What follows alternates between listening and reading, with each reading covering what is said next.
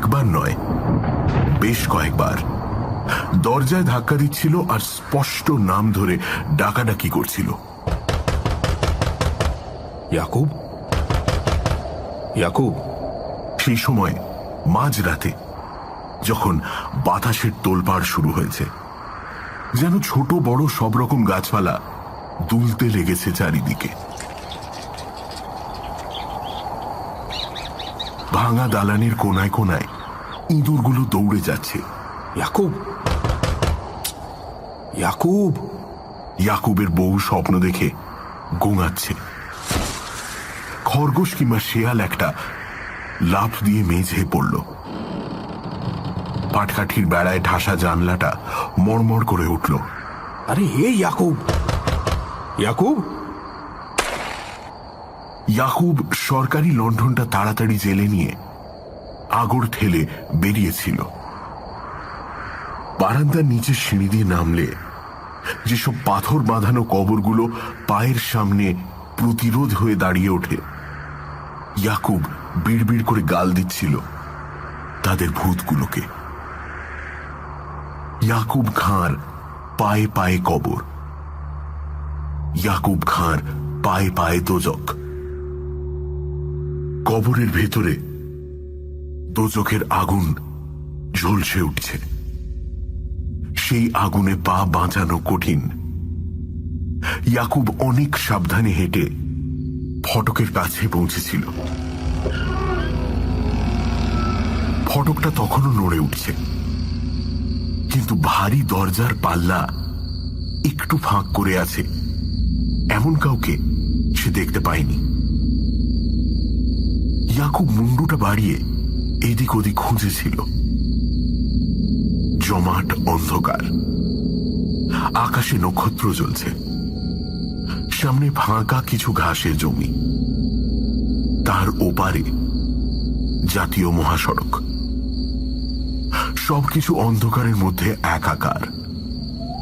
ছোট বড় গাছপালার ঘন জঙ্গল আর পোকামাকড়ের ডাক।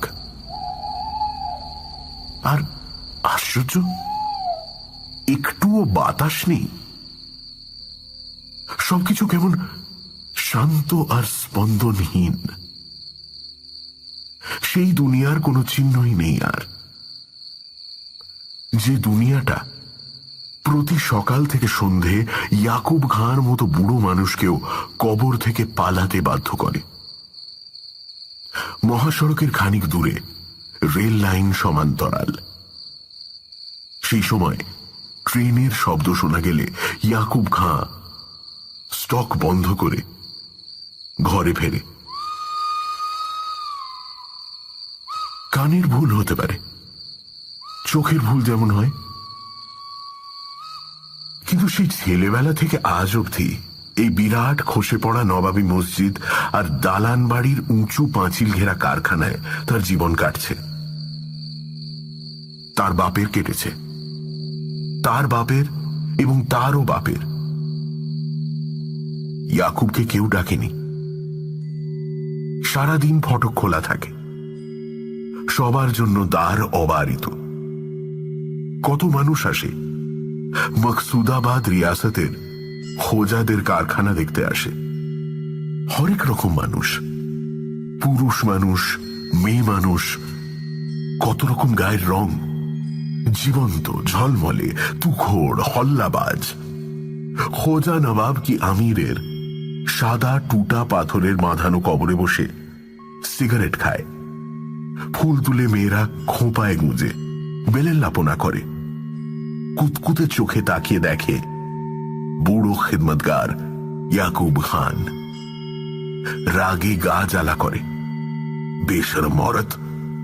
অসহ্য লাগলে সে গোমড়া মুখে বলেই ফেলে, अरे बहुत हो गया हुजूर, और की देखबेन खाने, तो मामूली कब्रिस्तान है खोया लोगों का। অসহ্য, তবু ভালো লাগে।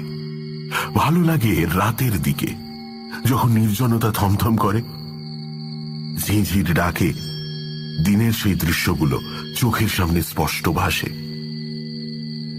আহা, এই তো হচ্ছে জীবন। সারাটা দিন জীবন দেখেছে সে। এখন রাতে শুধু মৃত্যুর স্বাদ, মৃত্যুকে অনুভব করা। চারপাশে মौत का अंधेरा আর मौत का ठंडा। মৃত্যুর অন্ধকার, মৃত্যুর শীতলতা, এবং তখনই দিনের রোদের প্রজাপতির মতো সেই ফুটফুটে সুন্দর যুবক যুবতীদের কথা তার মনে পড়ে যায়। আফসোসে ঘুম আসে না, পালিয়ে যেতে ইচ্ছে করে ইয়াকুব খানের। বড় বড় ঘরগুলো সব ধসে পড়েছে, দরজা জানলা কোনোটা খুলে নিয়ে গেছে চোরে, কোনোটা বা অন্য কেউ।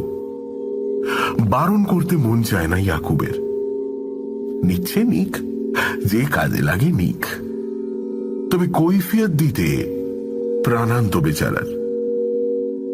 জামিলা খাতুন ওর বউ এখনো বুড়ি হয়নি। সে বলে, पकड़ के ले जाएगा तुमको। हाँ, कैद होगा, कैद होगा। ইয়াকুব ম্লান হাসে। কয়েদ হলে জামিলা আর তার ছেলে নসরত খাঁ ভিক্ষে করবে। তাম মকসুদাবাদ জেলাতে সাধারণ মানুষের হবে এই নসিব, ভিক্ষে করার নসিব। অবশ্য সারা মুর্শিদাবাদ জেলা দেখেনি ইয়াকুব, এমনকি লালবাগ শহরটাও ভালো করে দেখেনি। সময় কোথায় তার? সারাদিন টুরিস্ট বাবুরা আসে আর যায়। তোতা পাখির বুলি বলতে বলতে সামনে হাঁটে সে। फिर ये देखिए, ख्वाजा नवाब बहादुर हशमत मिर्जा का कब्र, और ये ख्वाजा सरदार मिर्जा मोहम्मद दानिश का, और वो দেয়াল ঘেরা কবরখানা আর কেল্লার মতো প্রকাণ্ড ভাঙা দালানের চারপাশে জঙ্গল, অজস্র ধ্বংসস্তূপ। ধারে কাছে কোনো বসতি নেই। অদূরে মুর্শিদ কুলি খাঁয়ের কবর, কাটরা মসজিদ। কবরখানার পেছনে উঁচু দেওয়াল ঘেরা পুকুর আছে। শ্যাওলা ভরা সবুজ জলে ইয়াকুব খাঁর দুরন্ত ছেলে সাঁতার কাটে। ইয়াকুব তাড়া করে ছেলেকে, अरे जल्दी से नहाना, स्कूल में देर हो जाएगा। ছেলে কিন্তু বাংলা বুলি বলে। কাটরা মসজিদের পাশে পাঠশালায় পড়ছে সে। আহা, দুধের বাচ্চা, পাখির স্বরে পড়া বলে। তো ইয়ে হ্যায় জিন্দগি কি রোশনি। জীবনের প্রজ্জ্বল বাতিতে ইয়াকুব খাঁ মধ্যরাতে ছেলের গায়ে হাত রেখে ভাবে, একদিন নসরত বড় হবে, বাবা মাকে নিয়ে যাবে সুন্দর এক ঘরে, যার চারপাশে কবরখানা নেই। সে চাকরি করবে, বাপের মতো নচ্ছার চাকরি নয়, কবরখানার চাকরি নয়। জ্যান্ত মানুষেরা যেমন করে ঠিক তেমনই। সে ভূতের প্রহরী হবে না, ভূতের ঘরে থাকবে না। ইয়াকুব, ইয়াকুব, তবে ডাকলো কে? নির্জন বসতিহীন এই কবরখানায় এত রাতে কার দরকার হবে ইয়াকুব খাঁকে? বিছানায় শুয়ে সে অনেকক্ষণ ভাবছিল। কানের ভুল ছাড়া কিছু নয়। সারা জীবন কবরখানায় যার বাস, সে ভূত আছে মেনেও ভূতের ভয় পায় না। ইয়াকুব খাঁ অনেক রাতে ছোট্ট কবরখানাটার ওই প্রাঙ্গণে কাউকে কাউকে দাঁড়িয়ে থাকতেও দেখেছে।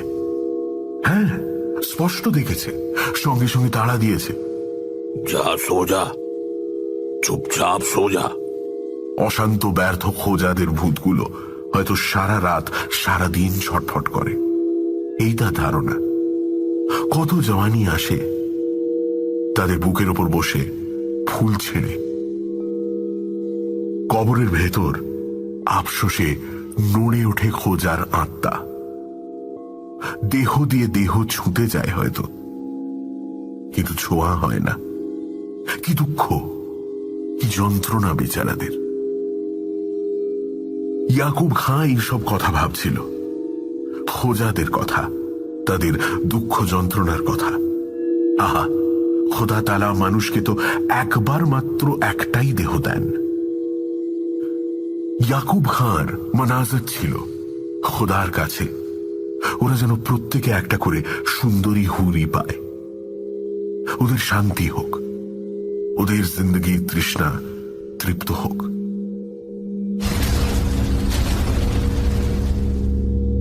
হঠাৎ অস্পষ্ট ধুমুর আওয়াজ হলো কোথা থেকে। ইট চুন বালি ঝরঝর করে খসে পড়ল। শেয়াল? তাই হবে, কিন্তু পরক্ষণে অস্পষ্ট কথাবার্তার আওয়াজ শুনে চমকে উঠল ইয়াকুব। ওদিকে সারবদ্ধ কারখানা ঘর আছে, কোনটি ছাদ আছে, কোনটি নেই, ভেতরে ঘাস আর আগাছা। কোথাও যদি বা শূন্য, সারা মেঝে জীবজন্তুর নাদি ছড়ানো। ইয়াকুব ফের বিকৃত মুখে উঠল। লণ্ঠনের দম বাড়িয়ে বেরোল সে। বারান্দায় দাঁড়িয়ে কান পাতল।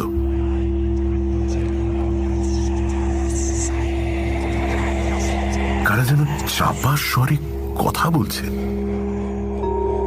শরীর শিউরে উঠল তার। মানুষ না ভূত ওরা? कौन? अरे कौन है? কাঁপানো গলায় চেঁচালো সে। সঙ্গে সঙ্গে চুপ।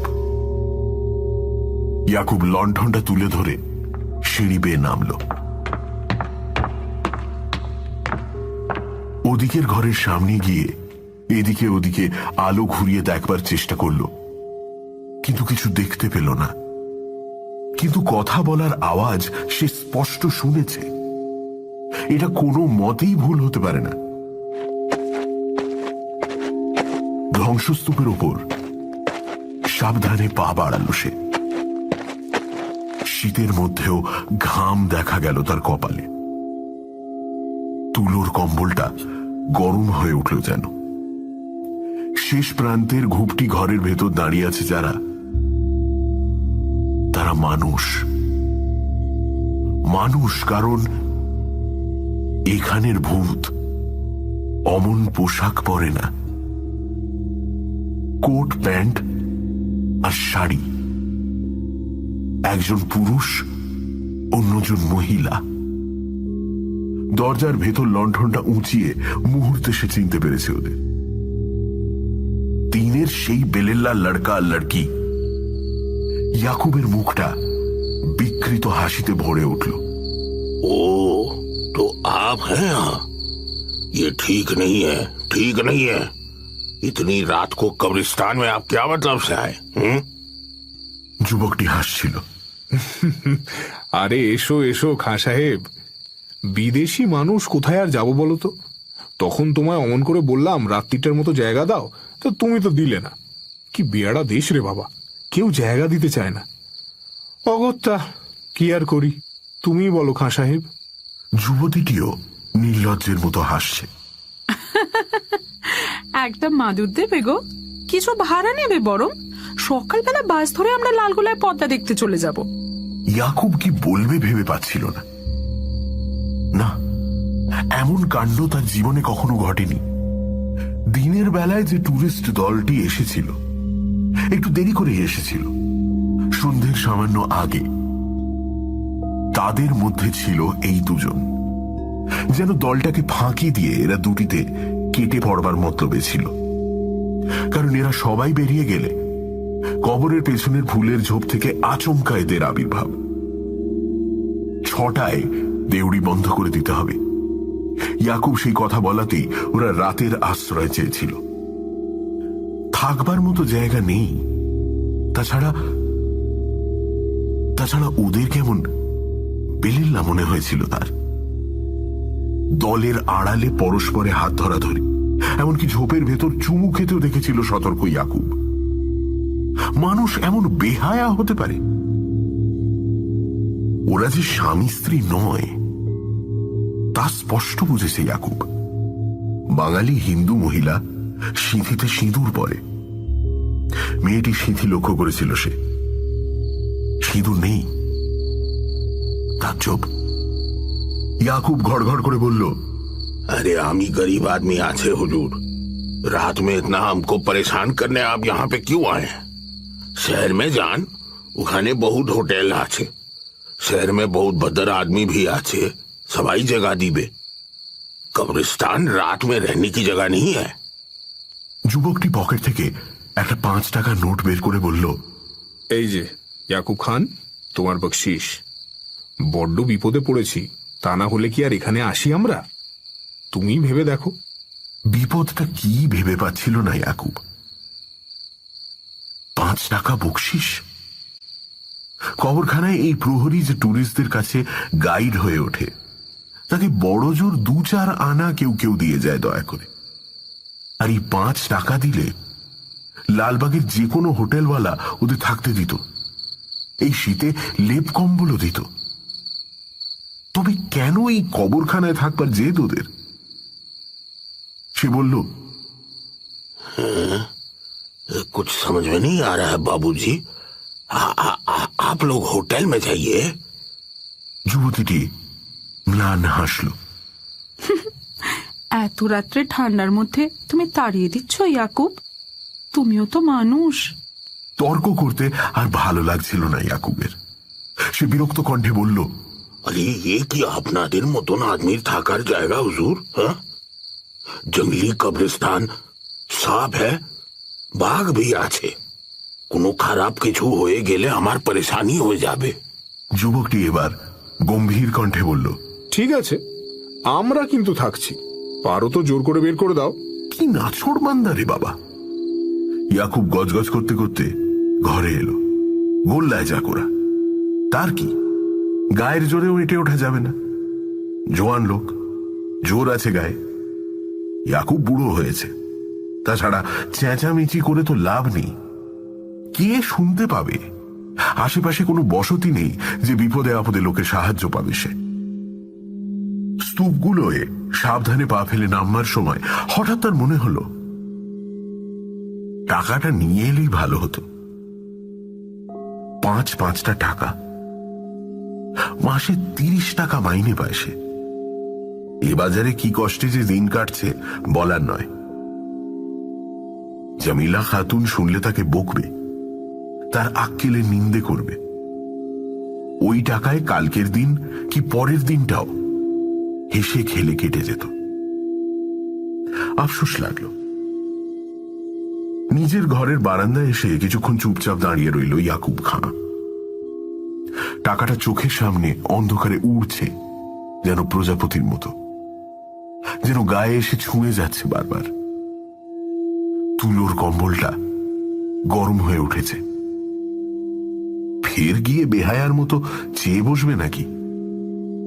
বরং বুদ্ধি জেঁকে উঠল ইয়াকুব খানের। বরং একটা কাজ করা যেতে পারে। বারান্দার এক কোণে পাটকাঠির বোঝা আছে একটা। জামিলা আশেপাশের এলাকা ঘুরে দিন মানে এগুলো সংগ্রহ করে আনে। এ তল্লাটে প্রচুর পাটের চাষ হয়, বা খালে ডোবায় চাষারা পাট পচতে দেয়। কিনারায় প্রচুর ভাঙাচোরা পাটকাঠি পড়ে থাকে।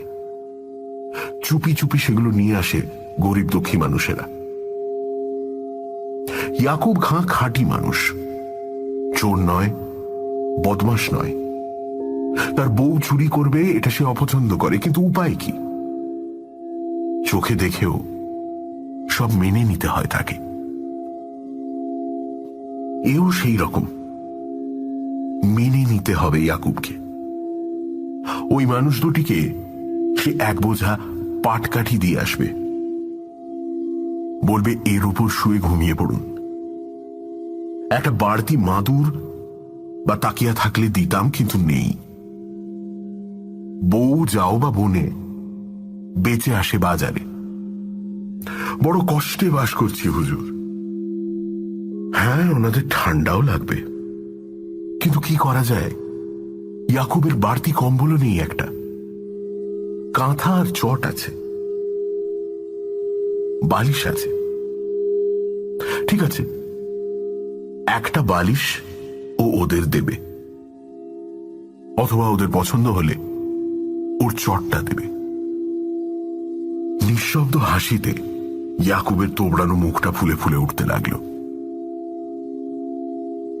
গা জড়াজড়ি করে শুয়ে থাকবে দুজনে, আর তারপর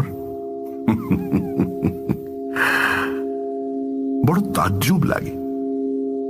এমনি করে বাচ্চারা জন্মায় পৃথিবীতে। দুনিয়ার বাচ্চা জন্মাবে বলে মানুষ নিরালা ঘর খুঁজে বেড়ায়। কেউ ঘর পায়, কেউ পায় না।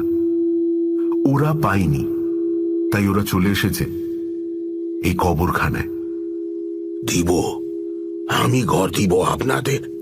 हाँ, मौत के अंधेरे में जिंदगी का रोशनी जलाइए।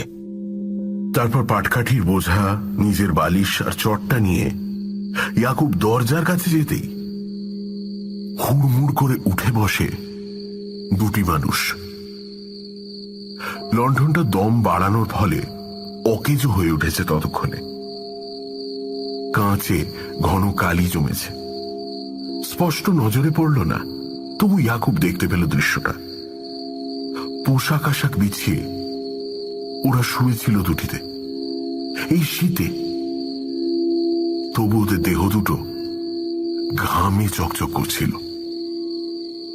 ইয়াকুব মুখ ফিরিয়ে দাঁড়ালো, লজ্জিত কণ্ঠে বলল, थोड़ा बिस्तर का बंदोबस्त करिए हुजूर, तकलीफ होलेও नाचार। পুরুষটি গর্জে উঠল ততক্ষণে, যাও যাও বলছি এখান থেকে, ভূত কথা খাচ্ছা। শের হয়ে উঠেছে জওয়ান আদমি। সে তো ঠিকই, এখন ওনার মধ্যে জানোয়ার জেগে উঠেছে। বুড়ো ইয়াকুবের পিঠে সে থাবা ফেলবে, তবু ইয়াকুব লুকিয়ে হাসছিল। बिस्तरा यहाँ थाक लो हुजूर, আমি যাই, আপনি আপনি আরাম সে সো যায়। না, বকশিসটার কথা এখন আর তোলা যায় না, উচিত নয়। জিনিসগুলো দরজার সামনে দুদ্দার করে নামিয়ে রেখে ব্যস্ত পায়ে চলে এলো সে। লণ্ঠনটা সাফ না করলে আর কিছু দেখতে পাবে না। বারান্দায় বসে ফুঁ দিয়ে আলো নিভিয়ে ফেলল সে। মুহূর্তে সারা কবরখানা ঘন অন্ধকারে ঢেকে গেল। কুলুঙ্গি হাতড়ে একটা নেতা বার করে আনলো সে। কাঁচ ঠান্ডা হওয়ার অপেক্ষায় বসে রইল। সামনে বারান্দার নিচে হোজাদের কবর। সেদিকে তাকিয়ে থাকতে থাকতে তার মনে হলো প্রতিটি কবরে ভূতগুলো দেহ পাওয়ার জন্য ছটফট করছে। আরে আর কি তাজ্জব, সেসব ভূতেরা এসে পড়েছে তার খুবই কাছে। বড় ঠান্ডা তাদের অস্তিত্ব। পা বেয়ে জানু, উরু, তলপেট পেরিয়ে বুক থেকে গলা, ঠোঁট, মগজ অবধি পোকার মতো কিলবিল করে নড়ছে। সমস্ত দেহ হিম হয়ে উঠছে ক্রমাগত। হিমে আড়ষ্ট ইয়াকুব সাঁতার কাটছিল। অসহায় নড়াচড়া, কাকুতি, আগুনের জন্য আর্তনাদ, অথচ গলা দিয়ে স্বর ফোটে না কোনো মতে। 10 বছর আগেও ইয়াকুব তার মাঝবয়সী বউয়ের গলা জড়িয়ে শুয়ে থাকত। নিভন্ত আগুনের সামান্য তাপের শেষ পুলক সে অনুভব করেছে। হায়, এখন শুধু ছাই, ছাই আর হিম। ওই কবরে শুয়ে থাকা মানুষগুলোর দলে চলে গেছে ইয়াকুব খান। কি যেন ক্রমাগত ফিসফিস করে বলছে, और ये है ख्वाजा याकूब खान का कब्र। পাটের নেতা রেখে উঠে দাঁড়ালো সে। মনে হলো চারপাশের গাছপালা, বন জঙ্গল জুড়ে অদ্ভুত ঝড় শুরু হয়েছে। কবরখানা নড়ছে, ঘরগুলো দুলছে, পেছনের মসজিদের গম্বুজটা ভেঙে পড়ছে।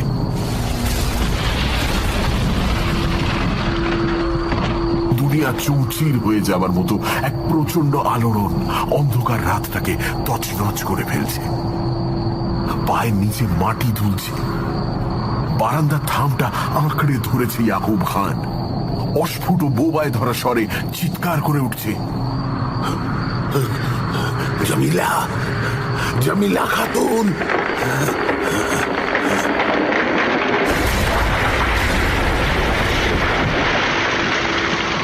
পরক্ষণেই ভয়ঙ্কর আওয়াজ হলো খুব কাছেই।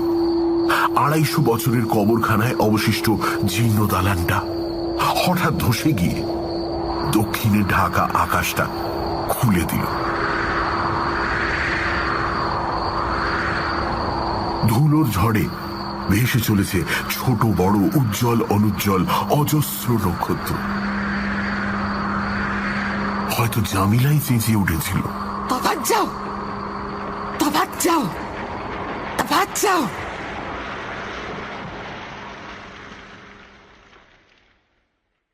গল্পটা শেষ করে মুর্শিদাবাদের খোজা কবরখানার প্রহরী ইয়াকুব খান একটু হাসল, চোখে উদ্ভ্রান্ত দৃষ্টি।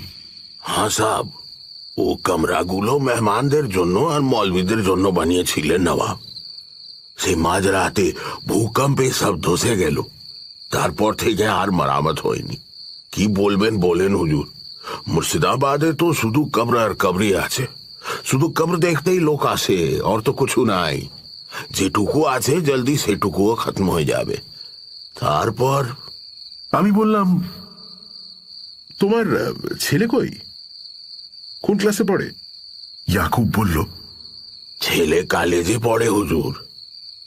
খরচা কোনো রকমে আমি চালিয়ে নিচ্ছি। ও থাকে বেরমপুরে, শনিবার বিকেলে বাড়ি চলে আসে, সোমবার আবার চলে যায়। খুব ভালো ছেলে হুজুর। হ্যাঁ, স্কলারশিপ পেয়েছে এক্সামিনে। সামনে বার এসে আপনি আর আমাকে দেখতে পাবেন না। ছেলের চাকরি হলে আমি পালাবো এ ভূতের ঘর থেকে। এখানে এখানে কি আদমি থাকে হুজুর? একটু চুপ করে থেকে বললাম, আচ্ছা ইয়াকুব, ঘরগুলো তো ধসে পড়েছিল দেখছি, ওগুলো কেউ সরায়নি নিশ্চয়ই? সরালেই ওদের দেখতে পেত। ইয়াকুব ঘাড় নাড়ল, নির্বিকার মুখে বলল, क्या जरूरत হুজুর, আমি কাউকে বলিনি ওনাদের কথা। ওনার ফ্যামিলি সারামে পড়ে যেত। পড়তো না হুজুর? এত নিষ্ঠুর এই লোকটা। আমার খুব খারাপ লাগলো। দুটি যুবক যুবতী ওই ধ্বংসস্তূপে নিরুদ্দিষ্ট হয়ে গেছে, অথচ ইয়াকুব কাউকে সে কথা জানায়নি। নাকি নাকি সবটাই বানানো গল্প? হয়তো আমায় যেমন বলেছে, আরো কতজনকে এই গল্প বলেছে সে। সম্ভবত তাই ইয়াকুব আমাকে একটা মজাদার গল্প শুনিয়েছে মাত্র। কিছুক্ষণের মধ্যে এই বিশ্বাসটা দৃঢ় হতে শুরু করলো আমার মনের ভেতরে। হাসতে হাসতে বললাম, তুমি লেখাপড়া জানলে জব্বর গল্পের বই লিখতে পারতে ইয়াকুব। চমৎকার গল্প বলতে পারো কিন্তু। কাহে? ইয়াকুব বিস্মিত দৃষ্টিতে তাকালো আমার দিকে, তারপর উঠে দাঁড়ালো। সে বলল, ঠিক হ্যাঁ, আসুন। আপনি আপনি শরীফ आदमी আছেন, और আপনাকে বলতে भी আমার ইচ্ছে করলো। किसी को ये बात हम कभी बोले नहीं है हुजूर, खुदा कसम। आइए देखिए। দক্ষিণ পূর্বের ধ্বংসস্তূপের পাশে একটা মাত্র দেওয়াল খাড়া রয়েছে। সেখানে আঁকা বাঁকা হরফে নাম লেখা রয়েছে অনেকগুলো। এটা টুরিস্টদের কাজ। এখন এদিকে আর কেউ আসে না, এলে কবর দেখেই চলে যায়। ইয়াকুব আঙুল তুলে দেখালো, ও দেখিয়ে। মুহূর্তে আমার গা শিউরে উঠল, পা দুটো কাঁপতে শুরু করলো। ইটের স্তূপের ফাঁকে আগাছা ঝোপ, আর তার শেকড়ে জড়ানো এক রাশ ধূসর চুল। তার পাশেই একটি মরার মাথা। ইটগুলো কবে কে হয়তো সরানোর চেষ্টা করেছিল, সে চিহ্ন স্পষ্ট। ইয়াকুব হাঁটু দুমড়ে বসে কয়েকটা ইট আর চুনসুরকির পিণ্ড সরাতে থাকে। মাকড়সার জাল, উই ঢিপি, ঝোপ, তার নিচে আর একটা মরার মাথা, এক টুকরো ধূসর কাপড়। কাপড়ের টুকরোটা আমার হাতে দিয়ে এসে বলল, कहाँ दिख रहा? গুঁড়ো হয়ে গেল কাপড়টুকু, কিছু পেলাম না। মুন্ডু দুটোর দিকে তাকালাম। দেহের জন্য রক্ত মাংস, বাসনা কামনার প্রেম ভালোবাসার জন্য একটু গভীর আকুতি আমাকে অস্থির করে তুলেছিল। দৌড়ে পালিয়ে যেতে ইচ্ছে করছিল, কিন্তু পারিনি। সযত্নে ঢেকে দিল ইয়াকুব। তারপর হাত দুটো ঝেড়ে উঠে দাঁড়ালো। সাদা ভুরু, সাদা গোঁফদাড়ি, তোবড়ানো বিবর্ণ মুখ, আর চোখের কোণায় পিছুটি ছাপিয়ে জল ঝরছে। দাড়ি ভিজে যাচ্ছে বুড়ো প্রহরীর। हाँ, ये अफसोस जिंदगी का। आदमी इसी तरह घर ढूंढ रहा है दुनिया में। या खुदा, ঘর। মানুষ জন্ম দিতে চায় বলে, মানুষ জন্মাবে বলে, মানুষ ঘর খুঁজে ফিরছে। নিভৃত নির্জন ঘর, প্রকৃতির গভীরে, যেখানে উই ঢিপি, ব্যাঙের ছাতা, ঐতিহাসিক পুরনো দালান। তবু কেউ পায়, কেউ পায় না, আর কেউ পেয়েও সব হারায়। বললাম,